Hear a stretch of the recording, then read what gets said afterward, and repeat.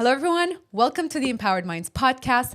I'm Nathalie, your host, and today we have a very, very special guest, my longtime best friend, Habre. Hi, Rim. Hello. So excited to have you. So excited to have this conversation with you today. So today we're going to talk about basically the keys of building a strong friendship. So we've known each other for how many years now? I think we met in 2007. So I think that's 16 years, actually. Exactly. Beginning of high school. Yeah, first year right? of So high it's school. been 16 years. Yes. How did we meet, actually? I think we met on the day when you come before classes, like the day in the summer when you have to bring your stuff, like your books, your backpacks and everything, and get your locker.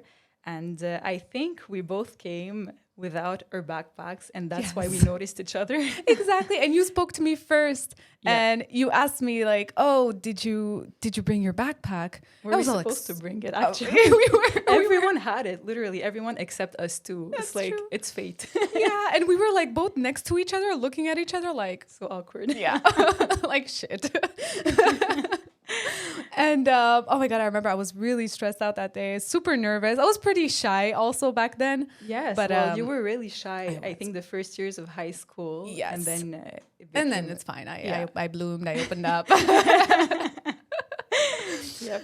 Yeah. So what do you think? You know, we've known each other for 16 years now and we've been super, super close. What do you think are the keys of a strong friendship? I think first of all, one of the most important things is respect, right? So never having a negative discourse of that person in your mind, because it's so easy to go down that path and just start talking about it with other people. I think it's okay to... Je pense que c'est correct qu'on ait des moments bas, des périodes où c'est un peu plus difficile, mais toujours de garder du respect and, you know, to have an open communication too. Absolutely. And disclaimer, you guys, we're in Montreal, actually. So we are going to be Laval. using Lavalloise ici. So we're going to be using a lot of franglais. So there's going to be a bit of French in there, but we'll do our best to kind of have it, at least everything in English. But there's going to be a lot of franglais, which is, Yep. Enjoy it. Enjoy it. Yeah, so where were we? Actually, we were talking about the keys of a strong friendship. Yes.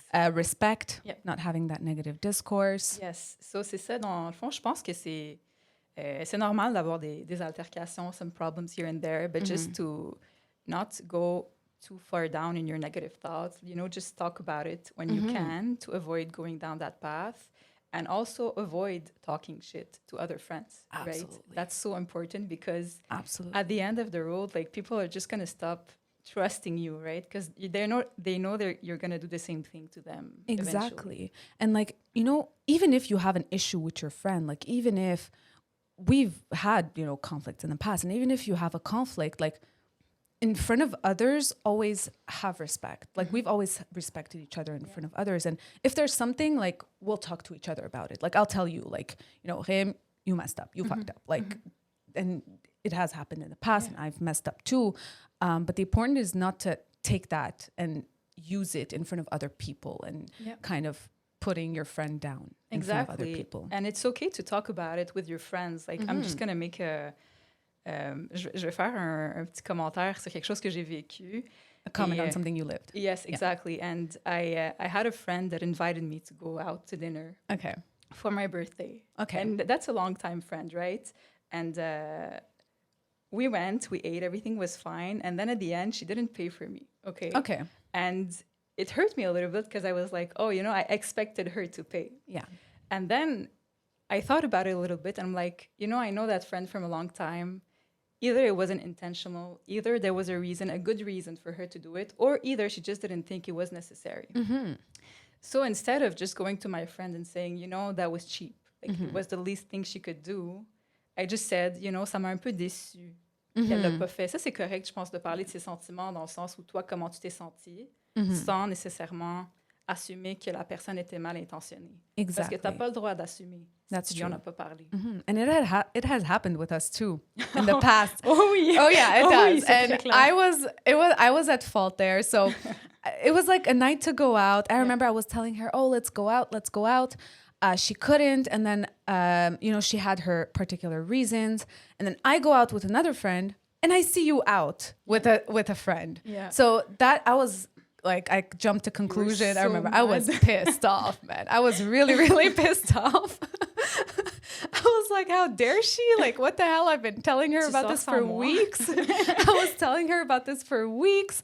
But then, it was a misunderstanding, and we actually talked about it. Like even though I was mad, even though she was mad that I jumped to conclusions, like we faced each other. And that's super important, I feel too. Like you have to be willing to be honest with each other. To be wrong too. And to be right? wrong too. That's definitely something. And we'll definitely talk about that. But being honest about like how you feel and how you felt like during that event or that situation. Yeah. And also be willing to, take accountability, take responsibility for being wrong. Yeah. And I feel like there's sometimes in friendships, relationships, like the ego plays so much and you're like, no, you're at fault. No, you're at fault. But not a lot of people take responsibility for their own actions. And it's an interesting story, that one, because, when we took the time to actually explain ourselves, I actually understood that what you needed was just time out together, right? And what I needed, why I went there in the first place was like a money question, I think. Yes, I think it was a financial. Exactly, it was a financial thing. So when we understood each other, then we could just move on. We're like, oh, that's it? Yeah. All right. It was nothing at the end. Exactly. So yeah, be willing to be honest about how you feel in these situations, straightforward. Again, like you said, not having these negative thoughts and speaking them to someone else. Like, no, speak it to me, right? If you have something to say, speak it to me. And then be willing to be wrong and then face that. Yeah. Definitely. And if you're not ready, you don't have to speak the same day, right? No. You can just let it calm down. You can take a week. Sometimes we've had things where we say, okay, we need to talk to each other about it. Yes. It's stressful, but it's important to just take a bit of time, like calm down and just think calmly. Yeah. Because the same day you're usually like up on emotions, right? You're mad, you don't think straight. So just exactly. let time pass by. Take the time to cool off. Yes. Put things in perspective. Exactly. So, that kind of also brings me to think like, how do we set healthy boundaries in a friendship? Because, okay, I might not be feeling well. And, one night I might text you to cancel plans and be like, hey, I'm not feeling it. I'm going to stay in. Like, how do you think good friends could set healthy boundaries? That's a very good question. I think too much is like not enough. Exactly. So it's important to limit your activities with a person, because if you see each other every day, all the time, if you mix everything together, sports, friendships, relationships, problems are going to arise, I think, and you're not going to get tired of someone, but it's going to be harder and harder to like keep things at a healthy level. So I think it's important to like maintain it at a reasonable frequency. And sorry to cut you off there, but I feel like what you're saying is really quality time. Like spending 7 days on 7, 24/7 together. I feel like if you keep that rate with time, like the quality of your interaction is just going to decrease. Exactly. You're not going to have anything new to add, anything to bring. You're not going to have anything to share. So what's the point? Like, it's nice to see each other. I love you. But we wouldn't see each other every day. That's for sure. Exactly. Yes. And as you said, it's important to say no when you're not feeling well, right? As long as you don't make a habit out of it, it's important to just communicate. Like, today I'm not feeling good. I'm feeling down. I need some time alone. You don't have to take that stuff personal.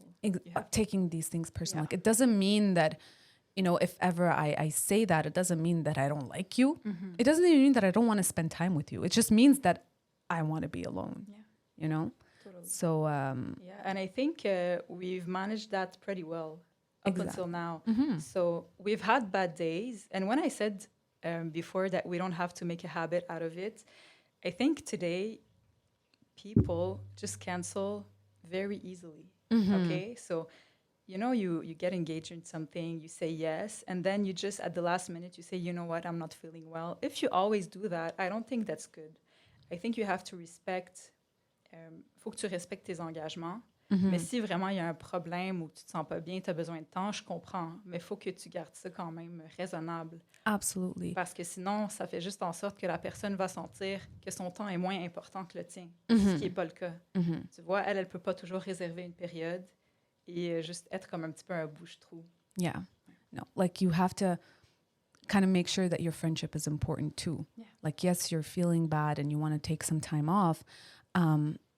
You need to show up. And again, you still need to show up. Like, it's an engagement. It's a relationship that needs to be nurtured. Yeah. It needs to be taken care of. And sometimes people take the easy way out that, okay, I'm feeling a bit down, so I'm not going to see my friend. And, you know, again, it's okay to do it once in a while if you're really not feeling well. But at the same time, it's important to respect these engagements. Respect the other person. And who knows, maybe after seeing your friend, man, you feel like you do a 180 and you start feeling really good, which has happened, by the way, many times to me. Like, I'd have a really shitty day. I'd go see her, we'd talk it out, and then I'd feel great. We'd have a glass of wine, and then I'd feel great. But I don't hit you with reasoning, though. No, oh my God. Okay, about that. It's so funny because we've been friends for so long. Like, we read each other. We understand each other very well. And this has actually happened very recently. So I was, there was a situation that happened and I was very mad. I got pretty emotional and I just needed to vent. So I text her and she gives me reasonable solutions and logical solutions. Unacceptable. Yeah. I was like, no, I don't want that. Just listen to me. She starts explaining how, yes, but this other person is right. And I'm like, I don't want to hear all that. I don't want to hear that. Maybe tomorrow. Tomorrow, probably. But right now, just listen. Yeah, that's a good point. I think you have to read what the person needs at that moment too. And I didn't do that. So that was my mistake. I think you just needed, as you said, you needed to vent. You needed to be understood. You didn't need actual solutions that day. Exactly. So what I should do next time is just, let you talk it out. And peut-être dans un deuxième temps, when you speak about it again, then I can hit you with my reasoning. Yes. Then you can hit me with like, Nat, just think about it. Yeah. Absolutely. And, when we've had our conflicts in the past and we've fought on things. Well, I barely remember like 3/4 of all of we fought about, but how do you deal with conflict as friends? First of all, you need to accept that there has to be conflicts, right? Do you think any relationship in the world is perfect? I don't think there is. No. I think it's like when you have a partner in a couple's relationship, it's the same thing. You're going to fight about things because you care about each other. And me and you, we have very strong point of views, right? On est des personnes qui ont des opinions très fortes. On a nos valeurs à cœur. So, I think il faut juste être raisonnable puis s'attendre à ce qu'on ne va pas toujours être d'accord sur des affaires. Parce que sinon, on va être déçu. And so just to accept conflict, to let it come, il faut le vivre aussi, parce que ça nous fait apprécier les bons moments par la suite. Absolutely. And we always come back stronger after it. After it, 100%. And the thing about what you mentioned, like different viewpoints, different, opinions about things. And yes, we both have very strong opinions, by the way. Like, we've had very heated discussions in the past. But I feel like what matters is that, to build a strong friendship is that we both have the same core values. We might have different opinions about things, but we're also open to the other person's point of view. Yeah. Like, yes, I have my beliefs, I have my way of thinking, I have my opinions, but that doesn't mean that I'm closing you off and whatever you're saying is bullshit. Yeah. Like, not at all. I respect your opinion. And like, we listen to each other, and we don't judge each other for our opinions, like no matter how different they are. Yeah. And even though we're very similar, I feel like we're very different on a lot of points. And in some friendships, like, this could create maybe jealousy, maybe envy. Like, what do you think about that? How do you think people should manage that? How do we manage that, actually? Yeah, well, that's a very interesting question because, we grew up in different households. Évidemment. Yes. But I mean, we grew up in different ways. My family was very different than yours. Yes. Like, And I think everything that I learned, maybe you didn't learn in the same way. For example, really needed to be independent. Oh, That was my first wish. yeah. You know, get my condo, get my own work, everything. I needed to be independent. And maybe that wasn't your first need. So you had other things that you could teach me too, like family values. Your house was always open for me. You know, that I really appreciated was something that I didn't have for you, right? So I think it's just to appreciate the thing that your friend can bring to you that you don't have in your own life. Because it's, as you said, it's not a competition, right? We don't count. We don't count things that you have that I don't have, and vice versa. It's just to complement each other. Yeah, and learn from each other. Like exactly like you said, like we complement each other. It's kind of cheesy to say, genre, oh, on se complète. Main dans la main. But at the same time, like it's so true, because I feel like if we were exactly the same person, we'd get bored. Like we'd just be like, okay, just another day of having the exact clone of myself. But you know, and you mentioned independence. Like I look up to you in so many ways regarding that. Just because, like, you know, I grew up with my family, and she kind of exposed me to this like new world, you know, like how to take public transport. I remember the only time I used to take public transport was to come to your house. It was with you. Like I was driven everywhere like a princess. Tough life, right?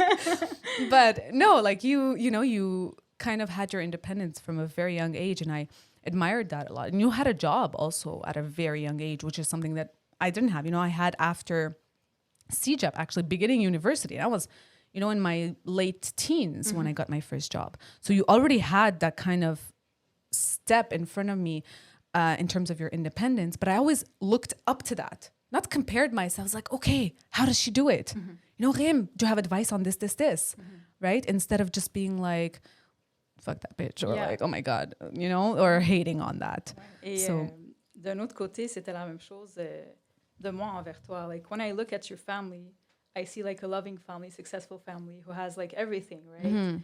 You have health, you have food, you have money on the table, you have everything that you need. And I think ce que vous avez qui est très inspirant, c'est la solidarité. So you guys always have each other's backs. And I think that's really inspiring. And for a moment, I think I lost that on my side. And you showed me like, you know, family is very important. You're going to have your family for all your life.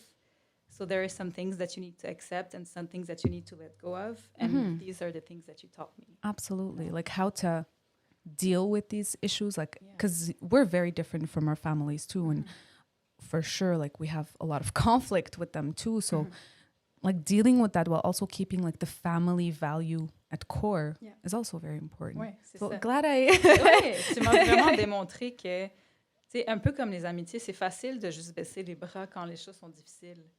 Puis c'est facile aussi d'en vouloir à nos parents, right? Parce que, ils devraient être parfaits. Mais non, c'est...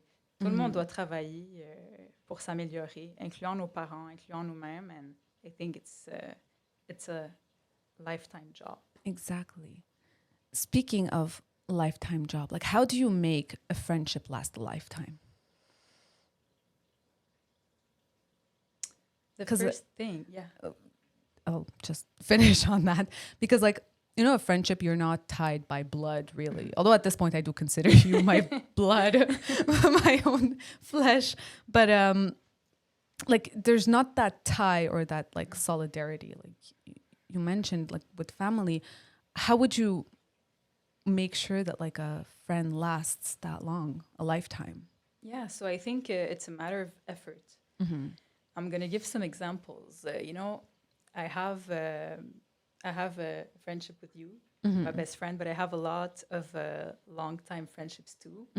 And I think what I did to maintain them was like show up, always be true, respect them, and also make efforts to see them and to organize things. Yeah. So, for example, like it's easy to reach out, right? To say, hey, let's see each other. Okay, but what do we do? Where do we go? With who? So, you know, just taking that extra step to show that you really want to see that person and hang out, I think that's really appreciated. And it's something that one of my friends just told me recently. She's like, you know, I really appreciate the fact that you suggest activities. Yeah. Because I think like that's a concrete way for you to show me that you really want to see me. Absolutely. Absolutely. So it's important to like keep tabs with the person and see them every once in a while. And how do you manage that like time-wise with your time? Because I know like we grew up. It's not like we're not in high school anymore. Each person has their job. Each person has university. Some people, you know, they're still in university. Like, how do you manage this? Yeah. J'adore cette question. Vraiment, je trouve que c'est important de trouver une formule qui vous convient. C'est tout. C'est-à-dire que dans toutes mes amitiés, je vois pas mes amis à la même fréquence. C'est tout à fait correct. So I think I have one of my best friends who's doing her master's. I have another who has more free time, so we see each other a bit more. So I think you don't have to compare. There's no, I don't think there's a book that says like how frequently you have to see a friend. Yeah. But just to find something that fits you both. Absolutely. Because, I think that's key. And we see each other once a week, right? And like you said, like other friends whom I love from like the bottom of my heart, I don't see as frequently, but it's also like a formula, like you said, that works for us, because when we see each other, we're super happy to see each other, and we talk like for hours and hours, and we catch up on a lot of things. And again, like it's not a one formula, like it's not a one size fits all thing. It really depends on your friendship. It really depends on your dynamic. And you also have to adapt things to your schedule, right? You can't see everyone and still like be at work, be at school, and take care of a family if you're there, right? It's a lot to manage. Right, because if you see every friend every week, Yeah. you're not going to have a lot of time to work and get that stuff done, you know? And okay, so you talked about having a lot of friends. Like, do you think that having a lot of friends is something that's important in life? I think having a lot of relationships is important. Okay. But good friends, you don't need that many, honestly.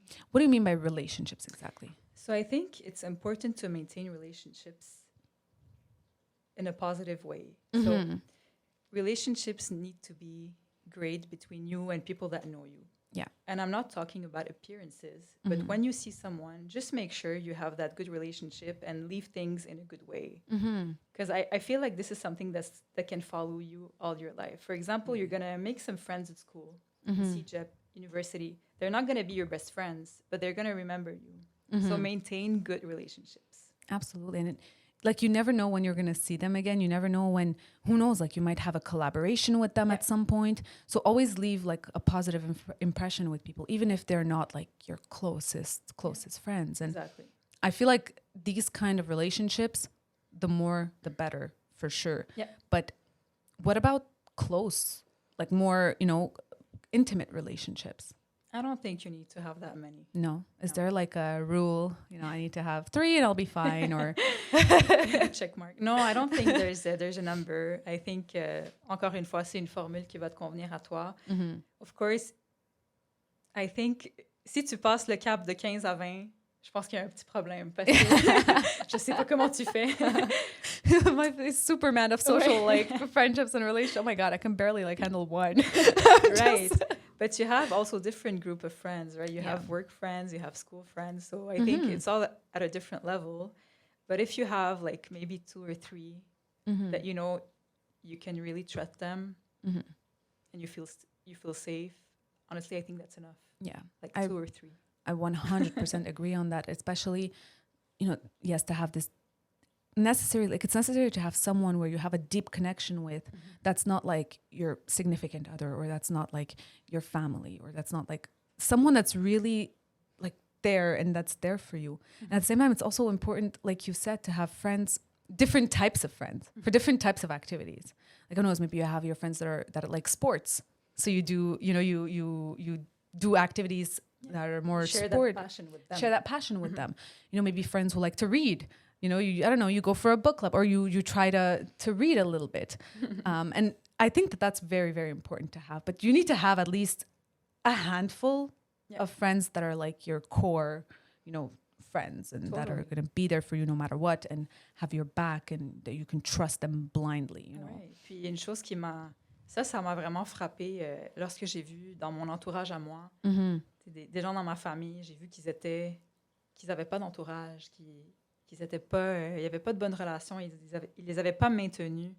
Et j'ai vu qu'il y avait beaucoup de regrets, beaucoup, so much regret. So I think what we can learn is like work hard to maintain them because you have to share your life with people. Like that's how you're gonna live it, right? Sinon tu vas juste être malheureux. That's true. Like we're social beings, and in the end, yes, you can have a career. Yes, you can have, done so much, but if you don't have anyone to share that with, if you don't have your accomplishments, if you don't have, friends and like someone to celebrate with, like what's the point? Okay, like good job. You did what you had to do. Now, in the end, like you just end up alone. Right. And that's why it's important to maintain your connections and maintain your relationships. Right. Now, when do you know if like a friendship has become toxic? One, and two, how do you let go of that toxic relationship or that toxic friendship actually? I think it's very hard to learn if it's toxic or not. I think it's very tricky because I've had some friends, that it was a bit difficult with at the end because I felt like they would only reach out to me when they were in times of need. And, you still have to see me when you're happy, right? Yeah. Like that's a very good, as I said before, a way to just show me that you care. If you only call me when you have a problem, or if you just do some trauma dumping on me every time you have a problem, like I'm not your psychologist, right? Yeah. Like I need my sanity too. So Yes. I think it's when they only them have something to gain and not you. Yeah. And not gain in a way of like, money or space, just like in terms of friendship. In terms of value. friendship. Yeah. And so it's like a one-sided friendship basically. And they don't, instead of like bringing you up, they kind of toss all their problems on you. Yeah. And you're just this like sponge that's like getting all that negativity and and basically they're not here for you. Exactly. And I think one of the signs that I've seen, because the signs are very hard to see too, is when you share something of yours, they get a bit like, they deflect. So they're not really happy for you. And you can see it in their eyes, right? You can see that they just want to get the conversation back to them. So it's never really about you. You never have that safe space. As you said, you feel drained after meeting with them. And what you're saying right now is so key because yes, like a friendship is someone who's like a friend who's there for you. Like basically when you look at friendship, you have to look at two things. One is when you speak to them and, if you were in a bad situation, are they going to listen? Are they going to be there for you and support you in that situation? Listen to you, like we said earlier, right? Are they going to listen to you, give you advice, try to help you out of it, right? But the second thing, and I feel like, which is the thing that people often forget, is are they happy for you, for your successes? Yeah. Do they celebrate your successes with you? And if not, that's a big like red flag. Yeah. That's a really big red flag because it like kind of hides jealousy, it hides envy, it hides like they're not happy with their lives or they're going to dump all their shit on yours. Like it really gives like toxic vibes. That's exactly it. And that's how I felt. Because, when you share something that you're really proud of, you want that person to feel that passion too, right? Yeah. You want her to celebrate with you.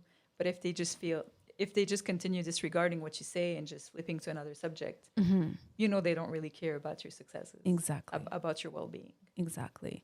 And another thing I'd actually add is like if you're with, let's say, this friend and all this friend does is like talk negatively about other people. Oof, that's a big red flag. Of course. Big red flag in a friendship. Like you can't just, if I'm sitting there and all you do is just talk shit on someone else, at some point, like I'm going to be anxious. I'm like, well, what can I tell this person? Nothing. I can't tell them shit. Exactly. Because I'm just sitting there. I'm like, okay, well, if they're talking bad about this other person, but they seem like they get along, what is this person saying about me? Right. So that's a major, honestly, red flag that I look for. If people constantly talk about others in front of you, between them, like abort. They're not. It's very toxic. and you end up not being yourself with these people. And do you actually want that? Do you actually want to be overthinking everything you're saying and everything you're doing in front of these people and not actually being your natural self? Is that a sign of a real friendship? No. Exactement. Puis en même temps, ce qu'on constate beaucoup avec ce genre de personnes, c'est que ils gardent pas leurs amis très longtemps. Hein. C'est-à-dire qu'il y a une grosse rotation. They don't have long-term friendships. Yes, they don't maintain it very well. And as I said at first, keep that negative discourse out of your mind all the time. Because dès que tu commences avec ça, tu vas pas arrêter. C'est vraiment comme de l'autodestruction. Yeah. Il faut pas aller là, il faut pas manquer de respect. Comme j'ai dit, c'est correct de... It's okay to say, oh, I felt that way. I felt... But just don't put words on your friends. Yeah, exactly. And again, they don't maintain these relationships for a long time. And if they do, it's because they're surrounded by people who are exactly like them and who enjoy actually... They live on drama and gossip and all of that. So absolutely. So how do you let go? Let's say you have a friend that's super toxic, or you've probably had some in the past, how do you let go of these friends? Like, how do you cut ties? Are you like direct with them? Do you just stop talking to them? How do you go about when it comes to that? That's a very good question. I'm trying to remember. I think at some point you start taking distance, right? Because it's very hard to just confront the person and say, I'm not feeling very well when I'm with you. That's hard to say. Absolutely. And I think my friendships that I have right now, it's been a long time that I have them. But for example, ones that I had in high school, I wasn't this mature.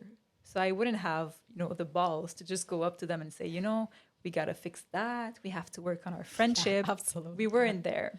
But what about now? Like at the stage now of your life? Like, let's say now you have a toxic friendship. How do you deal with that? How do you let go? Do you stay? What do you do? I think you should maybe let go temporarily. Okay. To see maybe where that person stands, what they're going to do about it, to see their reaction. I haven't tried it recently, so I can't really attest. But I think that's how I would approach it, just like try taking some distance first, see how you feel about it. If it's like a liberation, well, you have your answer. And if you miss that person and you think there are some things that we can work on, well, I think you still need to take that shot. Because I've had some regrets, I had some friendships that if I said something at the time, I think it would have repaired them. But at the time when I didn't have that maturity, I think the chance has passed. So say something about it. Say something about it. To try at least to fix it. Yes, because I used to assume a lot, right? Like high school, cégep, on n'a pas encore toute cette expérience-là. On tasse les choses de côté, on tasse les amitiés comme si de rien n'était, mais on aurait pu les sauver. Yeah. But, to that, I'd kind of say that I've had, toxic friendships in the past. And, I felt bad saying something. I felt bad, like just taking a step back and be like, I can't, leave them. They're my friends. They're messed up in their own ways. But the thing is, I got to a point where I would be very, very anxious every single time we saw each other. And that's not okay. It's like, it was a wake-up call at the time. I was like, why am I anxious seeing my friends? Entre guillemets. Right. Like, that's not normal. That's not what a friendship is. And like you said, so I tried to take a step back. I took my distance and I realized that I could finally breathe. Ça fait du bien. Ça fait tellement du bien. Like, I was less anxious. I actually gave even more time to my real friendships, to my real friends, people who actually cared about me. And it turns out, they did not care. Not that they did not care. I'm not going to assume, but like they didn't do the effort to at least like understand even why I took a step back. Not that it's their responsibility to. It was probably my responsibility to say something. But again, at the time, I didn't have the balls to. Like I didn't face them and tell them like, you're this, Yeah.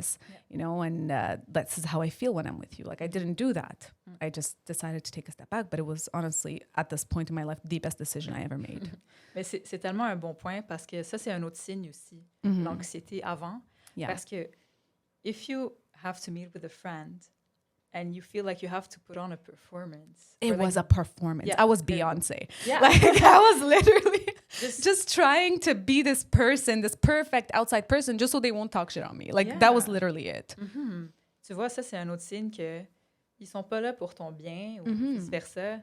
C'est correct de les laisser partir. Ils vont survivre. Exactly. They'll survive. I'm sure they're doing pretty well.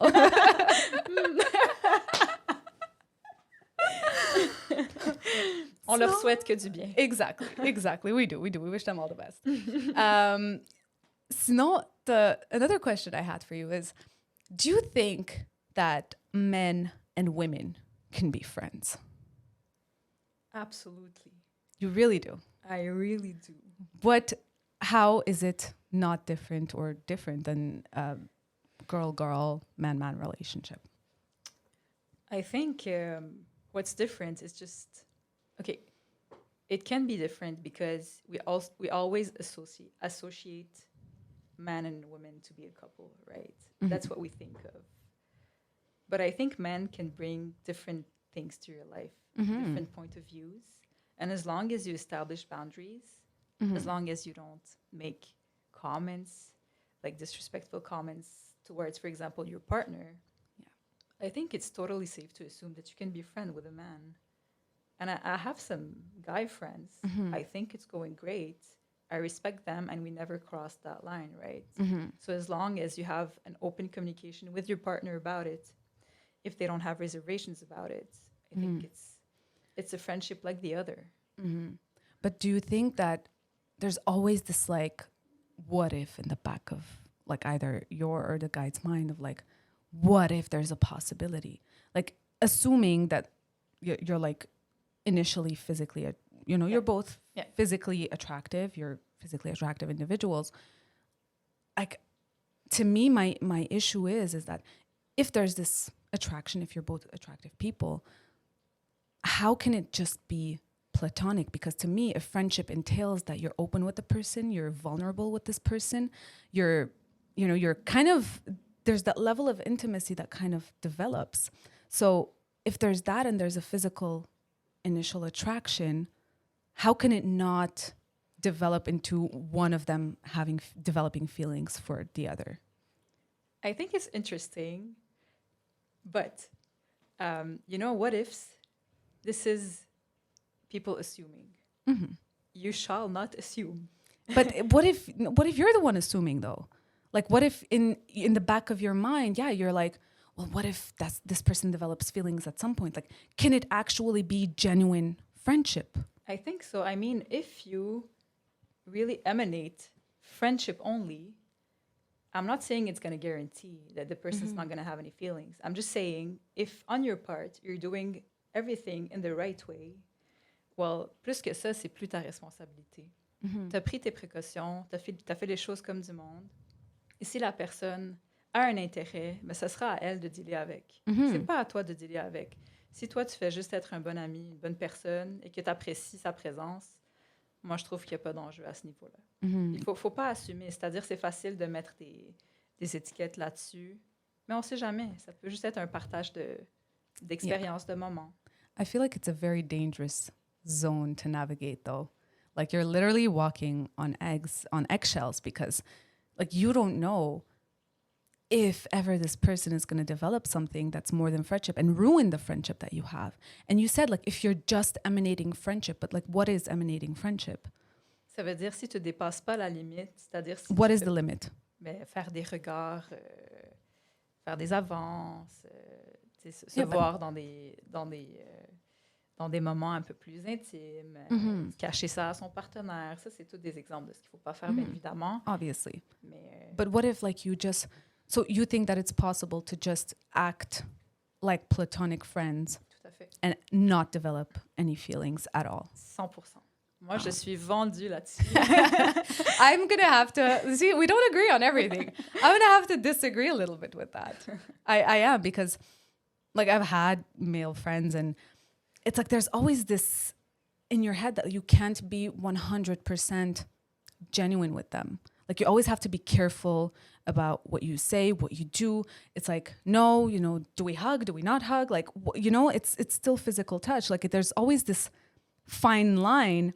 And I feel like if you want to be open, like vulnerable, and like I said earlier, like kind of share the things that we talk about, like your deepest fears, your, the hard passes that you go through, like inevitably, if there's an initial physical attraction, I feel like if you're so open with that person and, you act like a friend and everything, like most of the time, one or the two fall, like that develop feelings. Mais je suis d'accord quand tu dis que initialement there's physical attraction. Yeah. That's different. Yeah, How are you? Because it's exactly. two different things. So But both of them, like none of them have to have the physical attraction at first. If it's just a guy that has a physical attraction, or if it's just a girl that has the physical attraction towards the guy, then that's also a dangerous zone to navigate. Because then it's probably even worse. Like it's going to be unrequited. Like the one of them is going to have feelings and the other one's not going to reciprocate that. Moi, je pense honnêtement que, premièrement, si tu es en couple, c'est ta responsabilité d'établir des limites. C'est à toi de voir jusqu'à où tu veux aller avec la personne. Et je pense qu'il n'y a pas d'enjeu à partager des moments, des expériences avec quelqu'un tant que c'est fait dans le respect. Puis, tu sais jamais, ça peut créer des belles amitiés aussi. Pour ma part, j'en ai. Puis, ça a toujours été pas avec l'approbation de mon chum, mais avec, je l'informe tout le temps, c'est-à-dire qu'il n'y a rien à cacher. He's always aware of like your male, like your friendships with other men. Exact. Et si tu n'as rien à cacher, c'est un bon signe. C'est-à-dire que toi, de ton côté, tu fais les choses comme du monde. Absolutely. And it's also important to initially like establish that boundary, to be clear that like, no, I'm in a relationship. Or if you're not in a relationship, like, no, I just see you as a friend at the beginning. But just it gets in a gray zone and it really gets like in this dangerous, Mais a bit. Comme ça, parce que si tu vois que la personne elle laisse tomber, c'est que ses intentions n'étaient pas à la bonne place. We're not right. Non. Exactly. But often the case is that the other person will be like, well, maybe eventually one day. Mais c'est son problème. That's it. It's 100%. But in the end, you're investing yourself in a friendship, and not having that in return. It's a risk. Ouais. It's a risk. Definitely a big risk. Like I really think it's. Moi, je pense que c'est working on it. Ouais. Si t'as rien à te reprocher, écoute. Yeah. Mais bon, on est deux dans cette amitié.